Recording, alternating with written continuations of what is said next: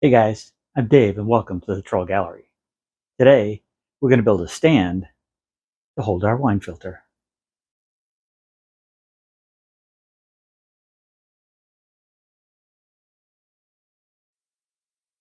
It's not our wine filter, it's Margaret's. I'm really more of a beer guy, and when I drink wine, it's not that fancy. What this does is remove the added sulfites in wine, and that's usually where people get those weird wine side effects. This is easy enough to store on the shelf, but the filters that come with it come in these boxes that aren't the easiest to get into. And because there's two styles of filter, one for a single glass of wine and one for a bottle of wine, that means we have two boxes to deal with. I think we can come up with a better looking solution to store these in. This is a simple build, but I still wanted to see it in 3D before starting the project. One reason this was helpful was determining the angle of those two lower shelves. These should help keep the filters from sliding out, yet still be easy to remove. Now that I have a plan, let's see what stock I have kicking around the shop. I found this piece of Kiat or tiger wood buried in the wood rack. This is left over from a project that I built about 15 years ago. It's nearly 2 inches thick, so I'll cut off a few pieces with the miter saw to start milling it to size. I don't think my bandsaw would do well at resawing, and these blanks are probably too tall anyways, so I'll resaw them at the table saw. I want my sides to have a finished dimension of 1/2 inch, so I set my fence to 5/8. I don't want to stress my saw, so I'll take several passes, flipping the stock end for end until the two curves meet in the middle. After running the thicker side through the planer to clean up the resawn face, I cut one more blank at 5/8. What was left of that piece will be one of the shelf blanks. I'll need a bit more, so I resawed one more blank, this time at 3/8 of an inch.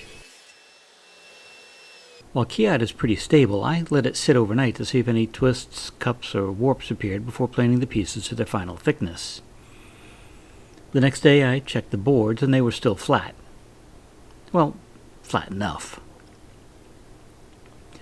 So it was off to the planer to bring them down to their final thickness. I'm just focusing on the 3 pieces of thicker stock for now. Once the resawn face was smooth, I flipped the stock after each pass to keep the stock as stable as possible until I got them down to 1/2 inch thick.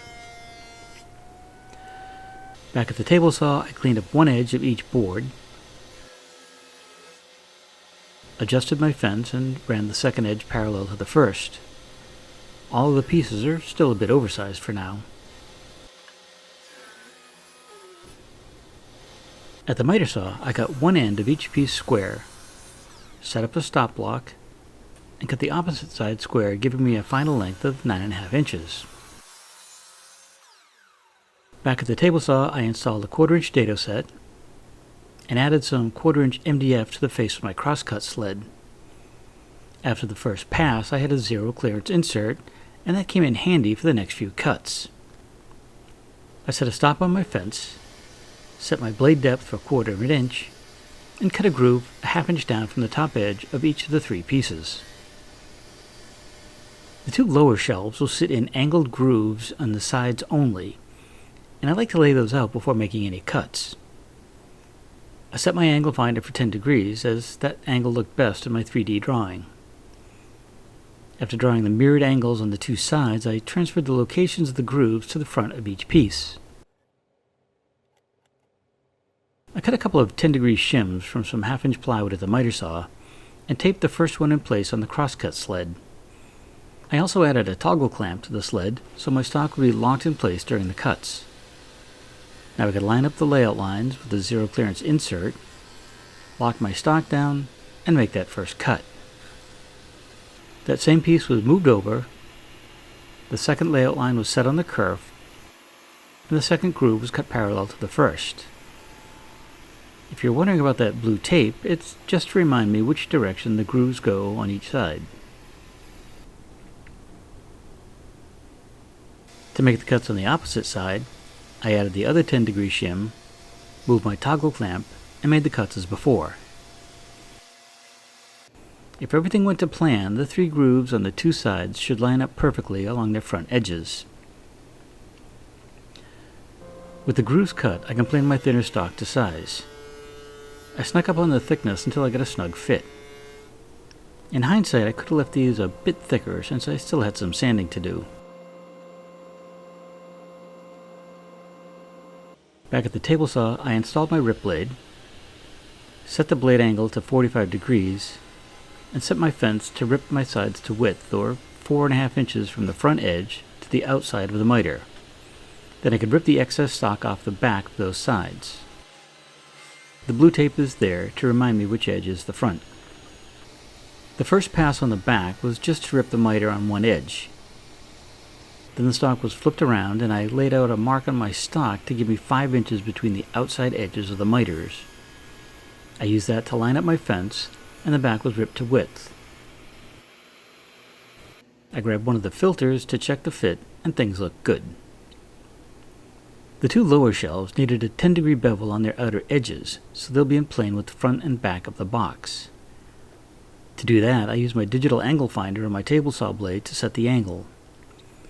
Small saws like mine can be fussy to set angles, but I got there eventually. With the angle set, I ripped the first edge. Rather than try to measure the correct width, I set the stock in the groove on one side and marked a location for the second cut. This also showed the direction of that second angle.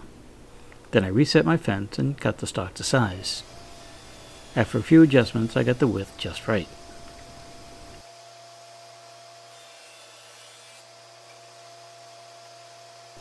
I set the blade back to square so I could cut the top shelf to size.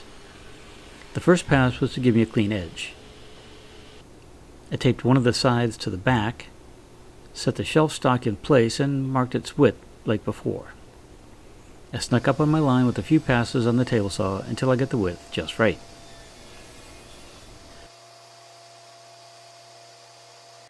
At the miter saw, I cut one end of the shelves square, then set a stop to cut all 3 shelves to length. A quick dry assembly and everything was looking good. This would be impossible to sand after assembling, so I cleaned up the inside of the sides, back, and the shelves with my random orbit sander. I started with 120 grit and worked my way through 320 grit. Because of the finish I'll be using, I continued sanding by hand with 400 and 600 grit paper. With the top of the sides and back marked with tape, I could line up the pieces for assembly. The outside of the joints were taped together before gluing things up.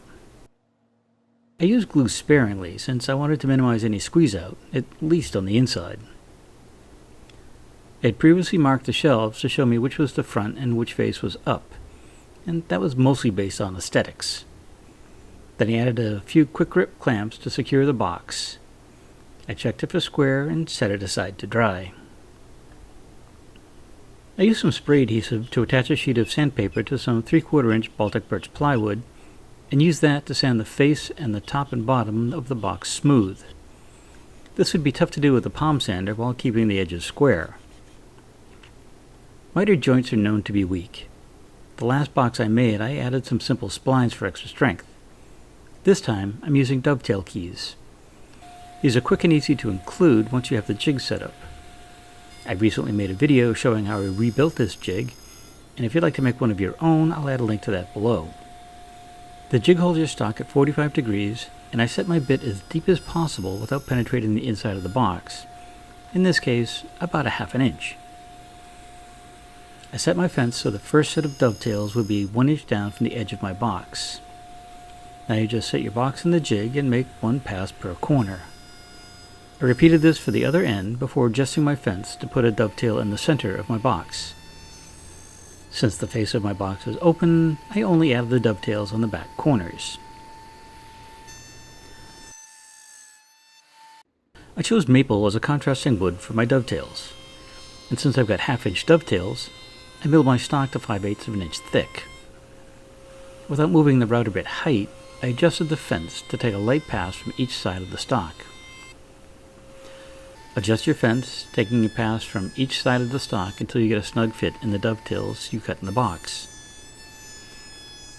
I cut off the excess stock of the table saw to make cleanup easier.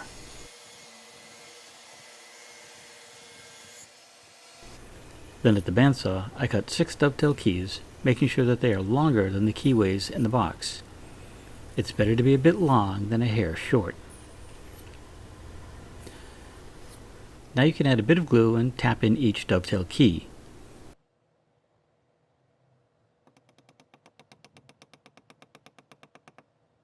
Again, make sure that your keys overhang both sides of your box.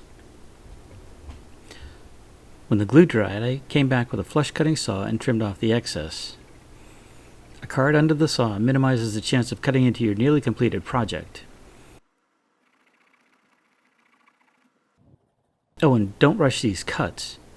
If the key breaks off before it's cut through, it could cause tear out, and that's not easy to hide. The final cleanup with my random orbit sander removes the last of the excess key stock, and again I worked from 120 grit through 320 grit on the outside faces. The narrow edges were all sanded by hand before I did the final cleanup with 400 and 600 grit paper. I also eased all the edges with the 400 grit paper. This makes the corners smooth to the touch while maintaining a square look. I know a lot of people are using these new fancy oil wax finishes, but I've been getting great results with Danish oil for decades. I put on a coat of oil with a clean rag and get into those inside corners with an acid brush. I let the oil sit for about 20 minutes before wiping off any excess.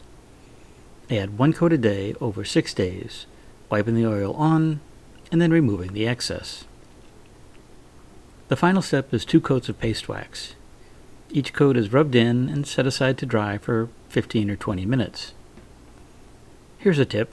If your shop gets anywhere near as hot as mine, keep your wax in the air conditioning. Even then, this stuff can sometimes get soupy. Once the wax is dry, a quick buffing with a cotton rag gives this finish a satiny feel that just begs to be touched. While this is a fairly simple project, the angled shelves and dovetailed miters give this box a touch of character. Now we no longer have to wrestle with those filter boxes, and the aerator itself has a place to live. I'd love to hear your thoughts on this video. Was there something I could have done different, easier, smarter? Drop them in the comments below. I'd love to hear. As usual, I've listed a list of items I use in this video and around the shop in the description below. Some of them have affiliate links, and should you happen to need one of those things and purchase it through that link, it does help keep this channel going. If you enjoyed this video, maybe give us a thumbs up and share it with friends. And if you haven't already, maybe it's time to hit that subscribe button and the little bell so you get notified each time I put out a new video. As usual, I don't have a clue what's coming up next, but it should be something interesting. Until then, have a great day, stay safe, and we'll see you soon.